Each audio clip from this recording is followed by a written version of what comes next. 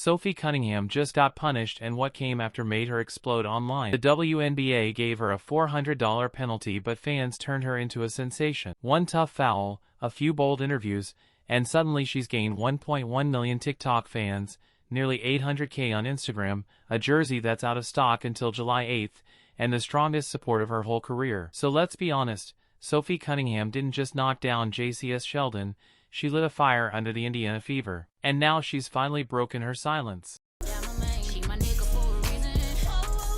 After the dust settled from the Connecticut Sun game, Sophie was asked about the incident. Her answer was pure fire, and you could feel the energy shift the moment she spoke.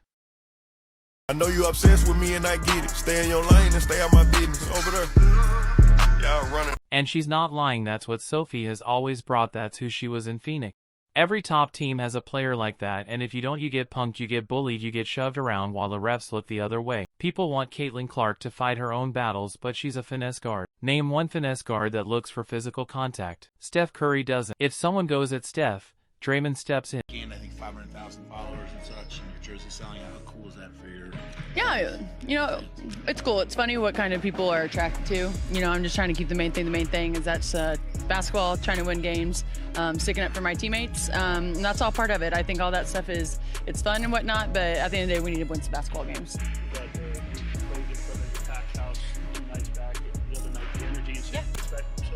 Oh, you know what? I'm just gonna be me. I don't go in there trying to predetermine anything. You know, I'm dialed in. I need to focus on hitting my shots, making sure I'm executing the schemes right. I'm not focused on the extracurricular activities. And you know what? During that, it was just part of the game. I think the refs had a lot to do with that. It was a build-up for a couple of years now of them just not protecting, you know, the star player of the WNBA. And so, at the end of the day, I'm going to protect my teammates. That's what I do, and I'm a team player, so it's all good.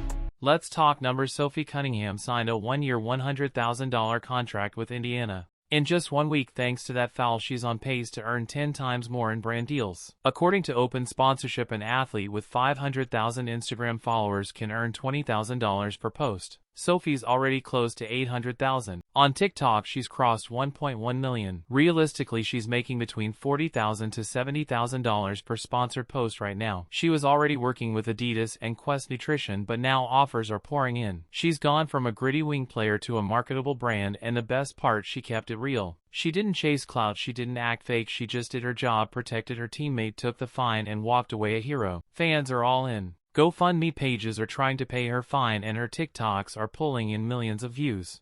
Definitely the W, especially if Sophie Cunningham is going to continue to fight people for messing with Caitlin Clark, because it feels like Caitlin Clark is going to get treated in a certain way in this league for a long time. She's not a rookie anymore.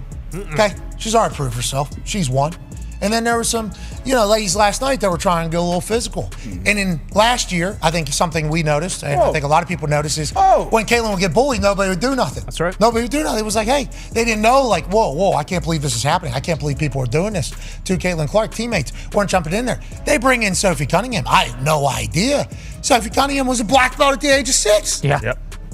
Boom! Wow. JC Sheldon, that's cute. You want to poke her in the eye, then push her into a boom, maybe thing? Go ahead. I'll take a take foul, and you'll eat the deck a little bit here. And then we'll get at I love it. I like Instagram posts are getting 600,000 likes. She's even having fun with it, posting a video with the caption, "Can't keep my hands to myself."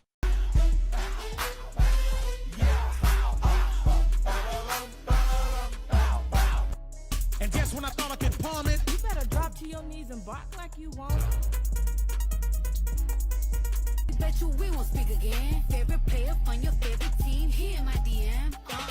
I'm so small and tiny, he's so big and tall. That's what happens when you own the moment, and this isn't just about Sophie, this is about what the WNBA wants to become. Fans can't stop talking about her in the comments under nearly every WNBA post, because right now attention is power. Whether you agree or not, players like Sophie are driving that. Fans aren't only watching games, they're buying jerseys, filling up comment sections, and tuning in for the drama. The league finally feels alive. The WNBA needs this, and it needs to pay attention. You can't build around stars like Caitlin Clark and then let her get hit all game while the refs look away. That's not protecting your star, that's letting it fall apart. Let's stop acting like this is new. Every sport has enforcers. These players exist for one reason: to defend the franchise. If the officials won't do it, then someone will. That's why what Sophie did wasn't wild, it was necessary. You don't have to agree with her actions, but you better respect what they meant. She told the whole league that Caitlin Clark is not on her own. Touch her and now you'll have to deal with more. And what makes it even better is it worked. The Fever finally has a backbone. They're not just relying on Caitlin to score big, they're standing up. They've got someone who will step up when things get tough. That changes the whole picture. The league tried to punish Sophie and the fans raised her up. The fine became fuel. The hate became attention. That one moment became a movement. She didn't ruin the game, she changed the balance of power. Now every team knows if you target CC, you're not just facing her skills, you're facing a team ready to answer back. You're facing Sophie.